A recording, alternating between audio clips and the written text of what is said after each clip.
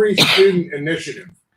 It's the only initiative of its kind at the museum where we bring everyone to this museum. And this year we added family fun passes for every family in Peoria and East Peoria, and expanding in the diocesan schools and many others. Sally Snyder, the chair of our Every Student Initiative, is with us today.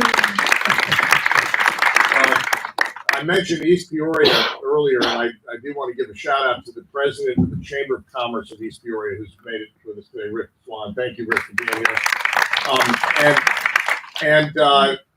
Finally, in terms of our own community and of the museum input, with a formal title is Dr. Alan Campbell, member of my president's advisory council. So, Alan, thank you for being here and for being the Renaissance man of Peoria. So, we are really privileged to also have as a new member of our team in a very high-paying capacity, all volunteer, a special advisor for educational strategy, Jody Pine. And Jody is with us today. Jody, thank you very much for all you're doing for the museum.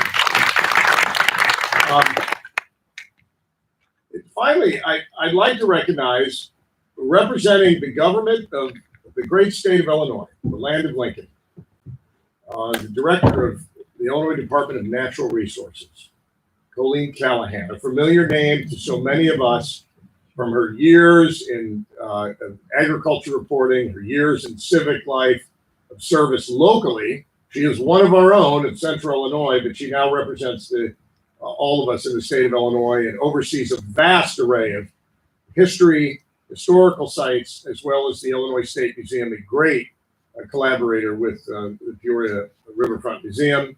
It is the Illinois Department of Natural Resources that oversees the grant-making agency that made the Tipping Point grant that added to our tremendous philanthropy that we had already had from the private individuals and led by Jim Beard. It is the state of Illinois IDNR who stepped in to really help us do what we're about to do today. And before we get underway with the pushing of the buttons and hearing a few other speeches, I'd like to bring up the director of IDNR just to say a few greetings on behalf of the state, Colleen Callahan.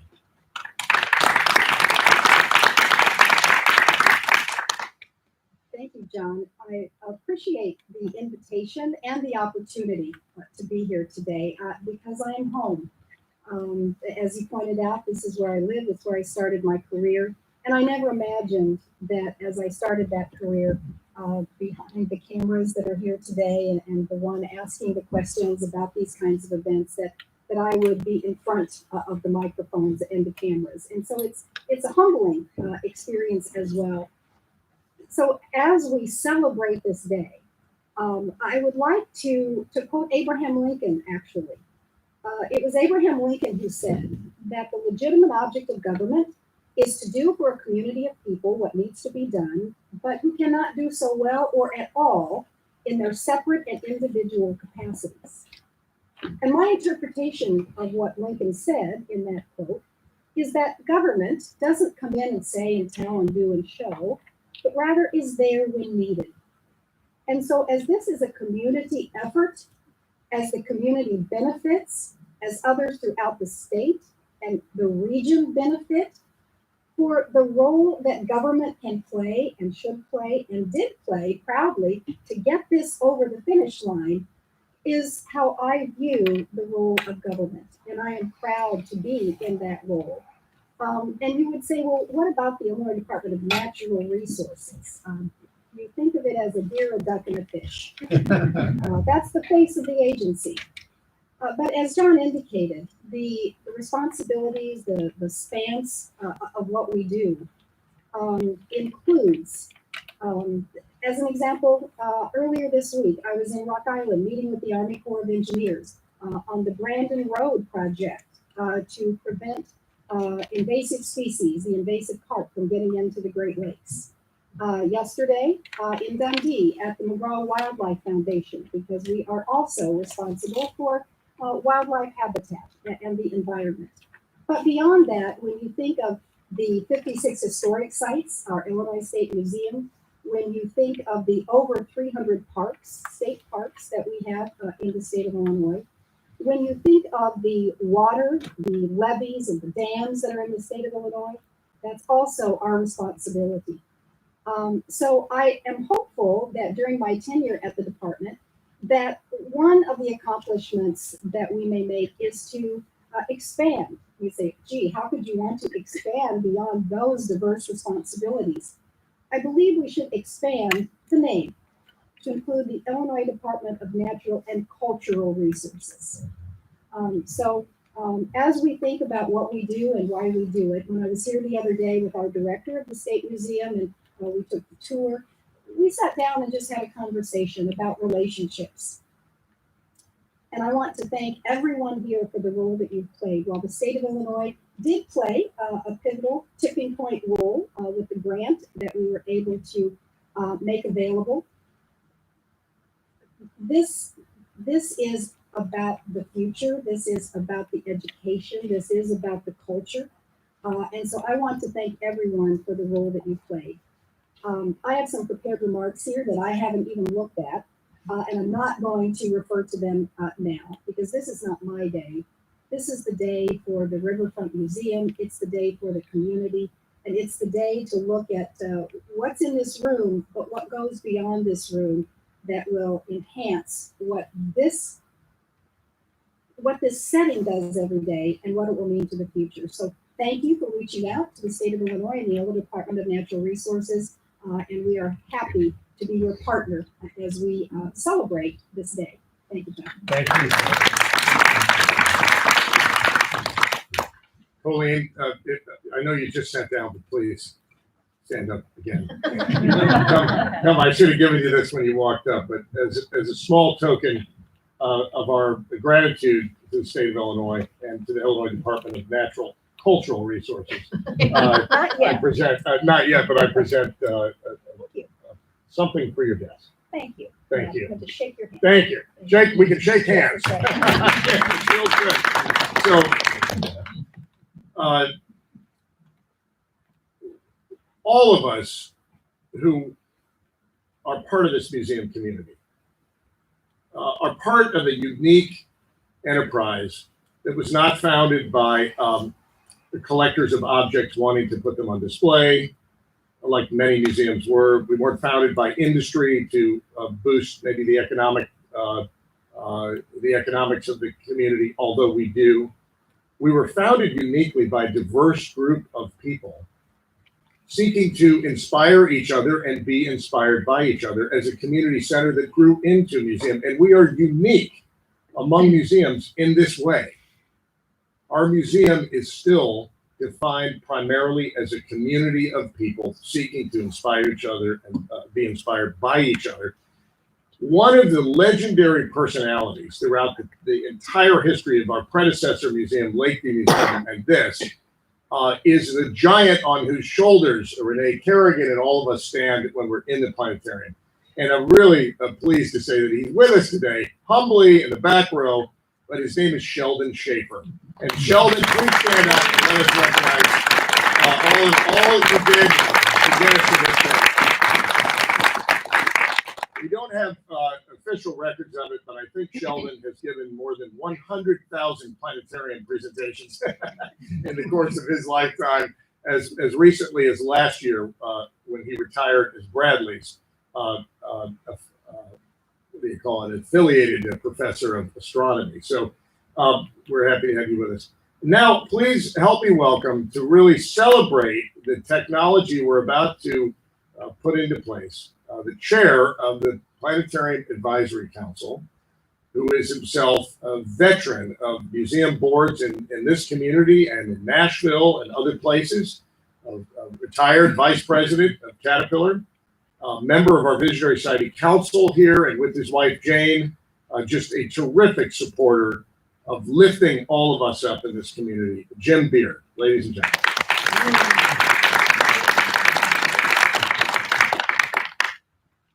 Thanks, John. It was a little over a year ago.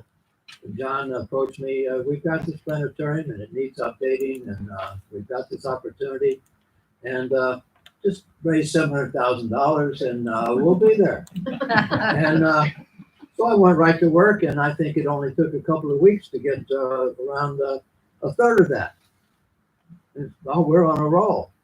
Well, we got a flat tire, our engine, but fortunately, very fortunately, Colleen, thank you, because my job is raising the money for this is actually more than done, because now we have a little left over because we want to improve the sound system. We can do that. We want to purchase new software, planetarium shows. We can do that. And John's got some plans, not yet fully determined, what to do out here in the lobby. So we're able to do a whole lot of things that we always wanted to do, and now we can do them. So thank you. And so, you know, it's interesting. There's a saying around that you've heard, bigger is not necessarily better. And yeah, we've got a 40-foot dome, and Adler's got a 70-foot dome. Well, actually, ours is better because when you put 5,000 lumens on a 70-foot dome, they're not quite as bright as they are on a 40-foot dome. So you could say that we've got a very good, and we're with good company. This software, Digitar 7, I think there's going to be some people talking about that know a lot more than I do. But Pittsburgh's got it. Richmond's just got it. There's some places, planetariums overseas that got the software. It is the best and the brightest. And of course, we've got these 6 Sony 5,000 lumen projectors. I've seen it. It's so much brighter. Renee, I can recall with my grandkids here for a presentation you made, and sure, we could see the stars, but what you were trying to project as far as a script, I couldn't, it was impossible to fully comprehend what was on the screen. That's not going to be the case anymore. And so I want to thank Anne-Marie Miller, because she was very helpful in getting this project started. And of course, Renee Kerrigan always encourages, and for good reason, with her intelligence and her experience in this field. So we've given her and the planetarium and the community plenty to work with, and it's going to be a fun time to see it. Thank you very much.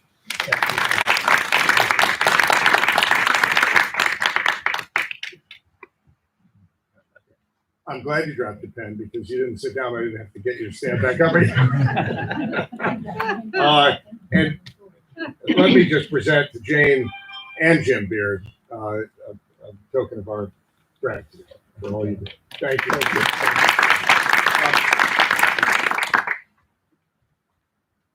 You know, the old planetarium dome, does anybody know what it is now? It's the home to the Peoria Park District Board, and that's where they meet, in the old planetarium dome. And I mentioned Nancy Snowden earlier as a member of our Planetarium Advisory Council, but also an elected member of our park board. And while we don't any longer have any formal relationship or fiscal relationship with the park board, it is such a vital part of our community life and our quality of life here. It's really neat to reflect on that history. And Nancy has been a tremendous advisor and supporter to this museum in general, but working with Jim Beard, particularly a great supporter of what we do today to lift our planetarium up to the next level. So Nancy, you don't have to make any remarks, but I do have a token of appreciation for you, and thank you for all you do for our community. Would you like to say? Nancy Snowden, ladies and gentlemen, Nancy Snowden.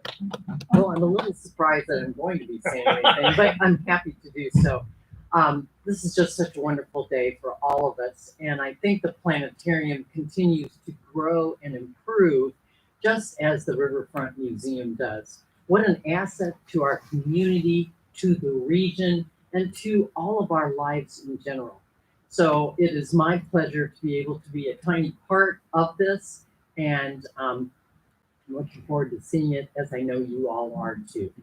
Thank you. Thank you, Nancy. Thank you.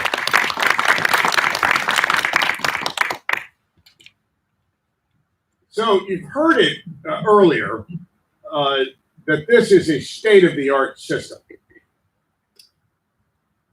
Evans and Sutherland, the manufacturer and the software developer of this Digistar system, are the pioneers of flight simulation in American history. They're the first to put flight simulation for fighter pilots and so forth.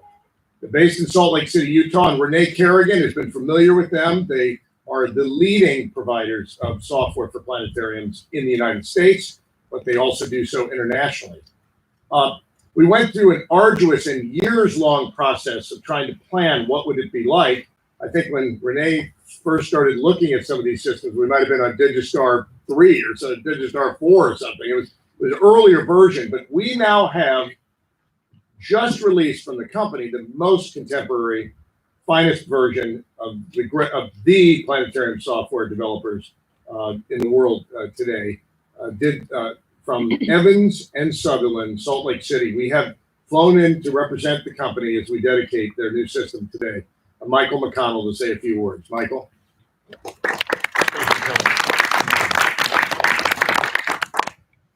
Good morning, everyone. It's a real pleasure to be here at the Dome Planetarium in Peoria, and I think the last person between you and seeing a demo of the system, so I'll keep the remarks short. But like John said, this is the 7th version of Digistar. It's been 40 years in the making, and that's thousands of planetariums over those 40 years. And now we get to welcome the Riverfront Museum and Renee's planetarium into our global network of more than 500 sites. And hearing about the Riverfront Museum being a multidisciplinary institution, we wanted to create a software, and our customers, more importantly, use their software for more than just space science, more than just earth science, but to tell the stories of their community. And we are incredibly excited to see what Renee and her team are going to be able to put together over the next couple of years. And because of that global community that we have, they get to showcase at an international level. And that's really quite exciting. And so for us, it is, Peoria is now one of the first Digistar 7 sites in the entire world. This is truly a state-of-the-art projection system. If any of you are familiar with the previous system, it is, no pun intended, night and day. And I think you're all going to really enjoy what Renee and Nick have put together for you this morning.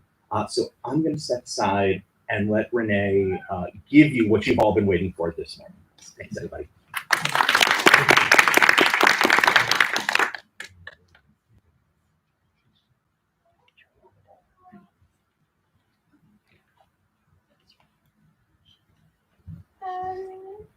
Thanks, Mike.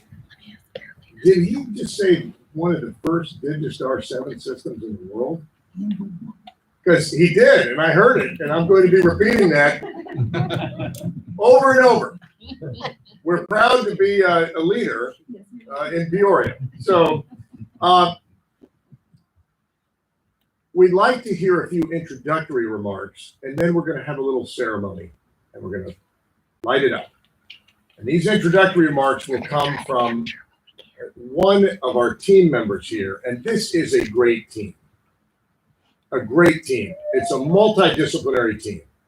Whether it's Bill Conger, our lead curator, is here with us, or Ruth Bittner, our CFO, who keeps everything running together, or Kate Skierman, who helped write the grant for IDNR and put this thing together, and on and on. And everybody who makes this thing go. But today is Renee Kerrigan's day, ladies and gentlemen. Today is Renee's day.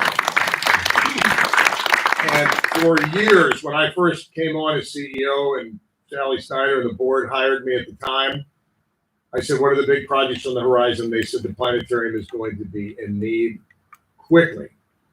And we worked, and Renee worked and prepared, and we tried. And then Jim Beard and Nancy stepped in, and we were getting on. Then the pandemic hit.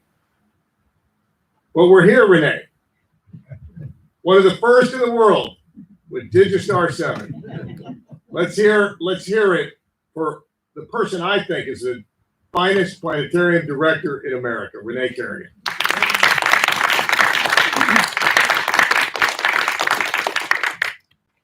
Thank you, John. And thank you so much, everyone, for being here today. I'm really grateful to have you all here, and I'm so excited to share the new system with you.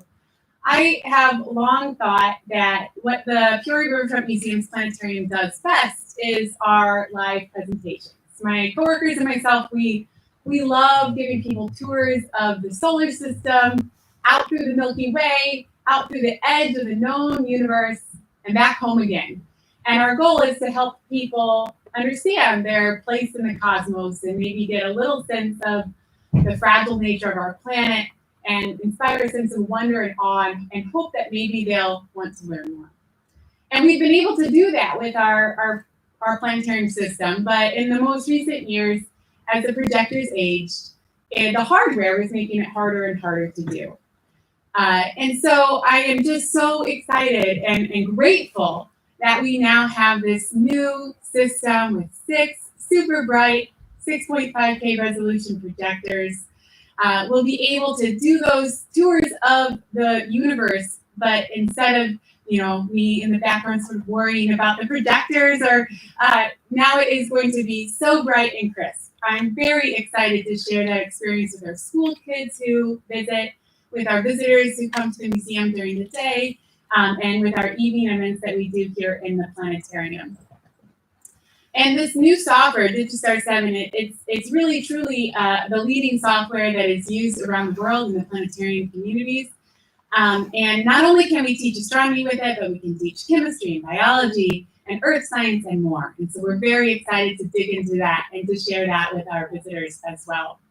The first time that I saw the Earth from space with our new projection system, when it was all tuned up and turned on, it took my breath away. And so I really hope that you enjoy seeing that too. And I am just so grateful to all of you who helped make it happen. So thank you to Colleen and the Illinois Department of Natural Resources. Thank you to Jim and Jane Beard and Nancy and all of our other funders. And thank you to my planetarium dad, Sheldon Schaefer, for getting me started here at the museum so long ago. I'm truly grateful to all of you. And I can't wait to share this new shiny planetarium system with all of our visitors this summer and beyond. Thank you. So, most dedications, you get all the dignitaries up for the ribbon cutting, right? But if I have you all up here and then we turn the lights off, you're not going to be able to find your way back to your seat. So afterwards, we're going to get all the dignitaries up and we'll take a picture together. But stay in your seats. But I am going to call one of you up, and that's Jim Beard. If you would come up with us and to join us, and Barb Dawson, our Director of Education, engagement here helps oversee a program called the Every Student Initiative. I mentioned Sally Snyder really created it earlier. And Barb knows the importance of getting young people in here. 50,000 people a year come into this planetarium, and many of those are with our schools. So today, representing our young people, help me welcome Isabella and Gigi, and they can come on up. And Jim, we're going to put you right here in the middle with Isabella and Gigi, and Renee Kerrigan, please come up here on the other side. Okay. This is Mr. Beard, Isabella and Gigi. Okay. So now everybody, we're going to face the moon. Okay. And all of us together, we're just going to put our hand, the laying on of the hands. Okay. So we're going to put our hands on the moon, and we're going to see what happens. And then Miss Renee is going to tell us a few more things what had happened after that. Okay, you ready? 5, 4, 3, 2, 1. Oh. Lift off. Okay. Thank you, girls.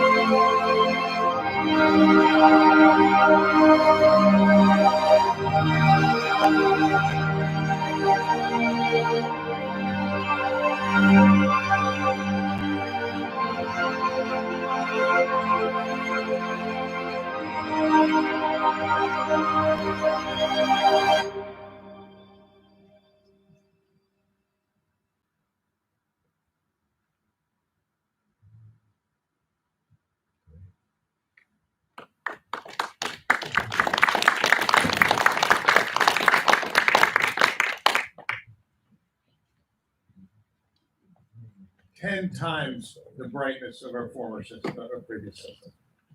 What'd you think?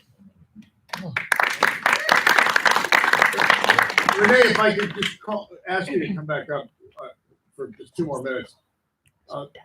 Tell us what we just saw. Well, you just saw our brand new Planetarium system, but that was a demo that we put together showing you sort of different aspects of what the system can do. So we started off flying through the cosmic web of galaxies clumping together by their own gravity. We were here in Peoria looking at the current night sky. I showed you our constellations that we could see from Peoria. And then I don't know if you noticed, but when we zoomed away from Earth, you could see the museum in the shot. That's all real-time data. So that wasn't preloaded. That's real-time satellite data that allowed us to do that. Then we zoomed away from Earth. We visited Mars and Saturn. You can see the rings of Saturn there in nice detail. Off through the Milky Way to the Cat's Eye Nebula. We have really, in this new software, great volumetric is what it's called, visualizations of the nebulae. So you can get a sense of their clouds of gas and dust that they are, forming new stars out in space or the remnants of old stars that have exploded. And then out to the Sagittarius A star, the supermassive black hole at the center of the Milky Way galaxy, which I thought was a pretty good way to cap it all off. So I hope you enjoyed. And my coworker Nick and I can't wait to continue to learn the new software so that we can do even more, because you just saw the tip of the iceberg there about what we can show you with our new planetarium system. Great. Thank you. Well, this is just the beginning. Today's the launch. And the system is going to be used in ways we cannot even imagine yet with the real-time data, not only for astronomy, but everything from seismic activity in the Earth to healthcare data. I mean, the sky's the limit. Sheldon, how did I do with that? Okay. Well, ladies and gentlemen, thank you for coming. Thanks to all of the people, the thousands of members of the Peoria Riverfront Museum, our Visionary Society, our Visionary Society Council, our President's Advisory Council, our Foundation Board, our Board of Trustees, and everybody who helps to make this go. And a special thanks to the taxpayers, the people of the state of Illinois today, who, you probably know this, but 100% of the annual operating budget that we count on for this museum comes from private sources. But from time to time, when there's an opportunity for capital investment like this really, the state of Illinois helped make a difference, and we appreciate it. So thank you all for coming. God bless, and welcome to the new Peoria Riverfront Museum Dome Planetarium. If you could just have the dignitaries